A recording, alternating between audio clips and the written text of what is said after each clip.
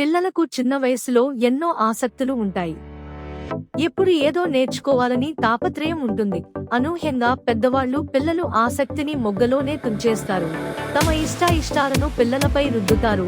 అలాంటి విద్యార్థులకు సరైన మార్గనిర్దేశం చేసే నిపుణుడే ఉపాధ్యాయుడు. ఆ ఉపాధ్యాయుడిని నేడు మనం కెరియర్ గైడ్ అని కూడా అంటున్నాం. ఈరోజు మన గెస్ట్ నెల్లూరి వెంకట సుబ్బయ్య మాస్టర్. నిజామాబాద్ జిల్లాలో ఉపాధ్యాయుడిగా మరియు ఎంఈఓగా పనిచేసి రిటైర్ అయ్యారు.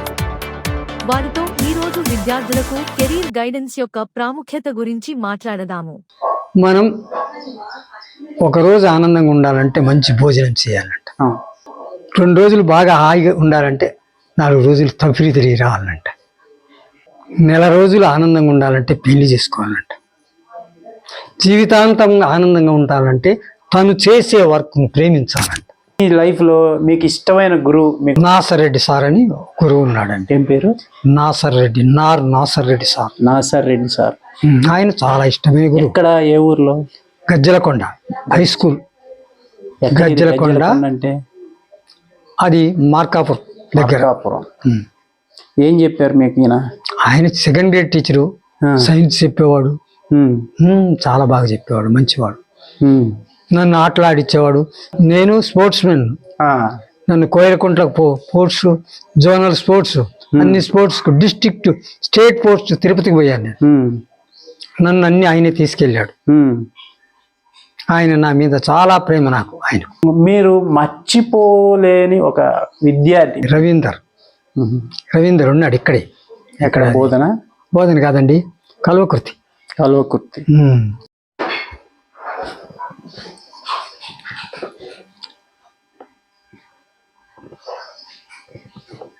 ఇగో పండుగ అంటే ఏంటో, ఉగాది అంటే ఏంటో వివరించి రాశాడు చూడండి రవీంద్ర. ఉత్సవం, గౌరవం, ఆనందం, ధనం, ఐశ్వర్యం, అందరికీ క్రోధి నామ సంవత్సర శుభాకాంక్షలు, ఉగాది శుభాకాంక్షలు అట్లా పంపుతారు నాకు. పిల్లలు కథలు పంపుతారు. సో విద్యార్థులకి యాజ్ ఎ రిటైర్డ్ టీచర్గా మీరు ఏం సలహా ఇస్తారంటే, విద్యార్థి అనేది ఒక మోటో ఉండాలి. మోటో ఫస్ట్ వాడికి మోటో ఉండాలా. ఏమంటారు మోటో అంటే? లక్ష్యమా? లక్ష్యం ఉండాలి.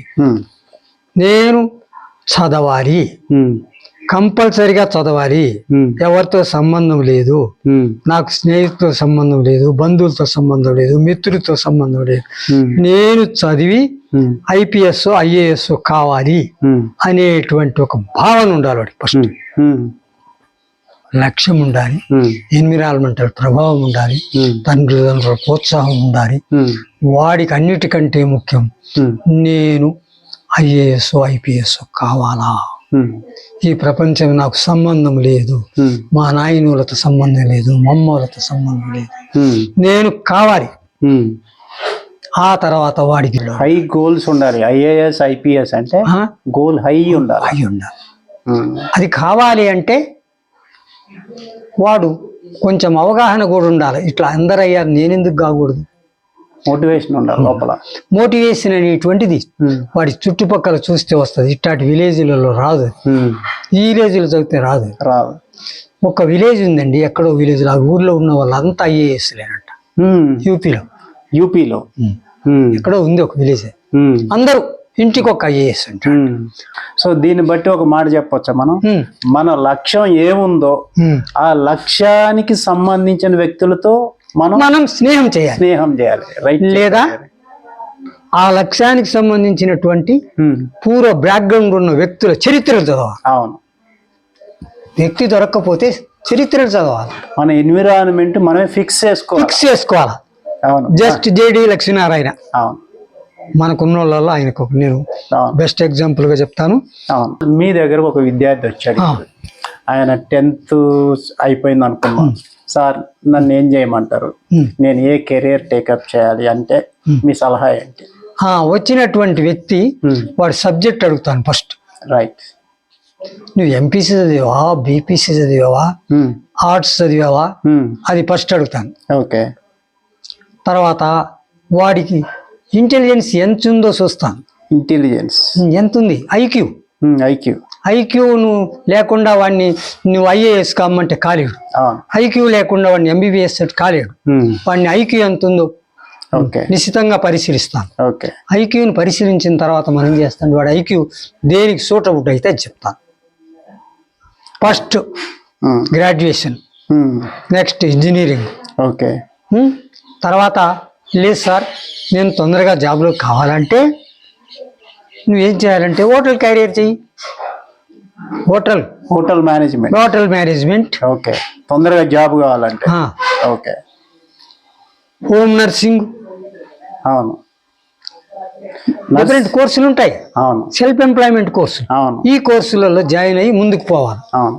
ఇప్పుడు వాడి బ్యాక్గ్రౌండ్ ను బట్టి వాడి తెలివితేటలను బట్టి వాడికి తగిన సలహా ఇస్తాం.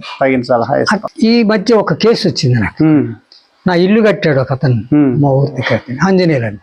అతని కొడుకును నా దగ్గరికి వచ్చి వాడు అన్ని చెప్పిన తర్వాత నీకు ఇమీడియట్గా ఉద్యోగం రావాలంటే నీ కొడుకుని తీసిపోయి హోటల్ మేనేజ్మెంట్ చేర్చు అని చెప్పారు. ఆయనకు మేస్త్రి లక్షణాలు ఏం పోయినాయి సార్, మా వాడు పల్లెలు గడిపితే నాకు మనసు చెప్పుకోమన్నది సార్ అంటే ఆ మెంటాలిటీ ఉన్నటువంటి వాడు ఎదగలేడు. ఒక ఉత్తమ విద్యార్థికి ఉండాల్సిన ఏకైక లక్షణం క్వాలిటీ ఏమిటి అంటారు?